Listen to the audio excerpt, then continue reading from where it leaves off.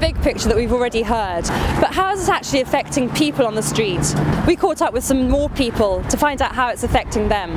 How do you feel that the financial crisis is affecting people's behaviour and decisions that they're making?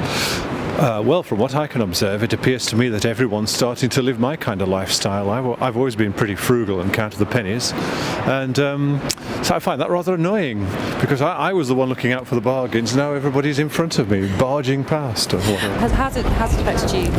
Well, I was a millionaire last year. And now? Not a millionaire anymore. How's that affected your behaviour and your decisions you're making? Well, it was a bit of a shock at first, but life goes on, and decided instead of amassing wealth, you might as well spend it while you got it, because you don't know where your next one's coming from. Well, it's tough. I mean, I've got a 19-year-old son trying to get on the employment ladder for the first time, and of course he's being turned out, at least 2 or 3 times a week.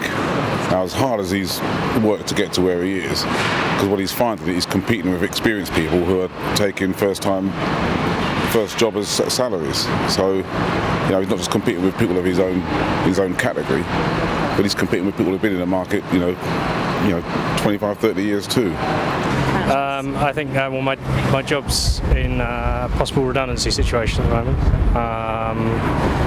Other than that, things are carrying on. There's plenty of credit out there still for people who've got the right credentials. So apart from waiting to hear at work, that's it really.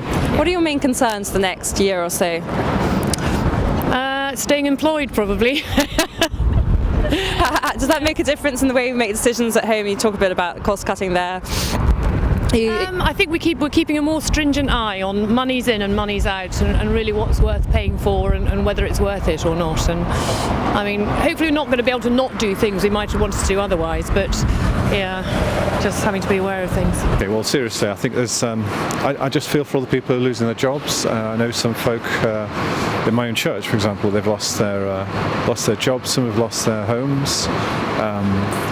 And it's tough, and you just want to help people if you can, but it's a question of how you do that. You can give them a shoulder to cry on, I guess, but otherwise, it's just making the most of what they can at the time. Yeah, both sides of the Atlantic. I work both sides of the Atlantic, so yeah, it's pretty dire. Do you think it's changed the atmosphere and the way that people behave to each other? Absolutely, yeah. I've been an investment banker for 19 years. I've never seen people being nice to each other in that environment. It's really changed. How long it lasts for, I don't know. Well, main concerns are pretty much survival. I mean, it's just about how long you can hang on for.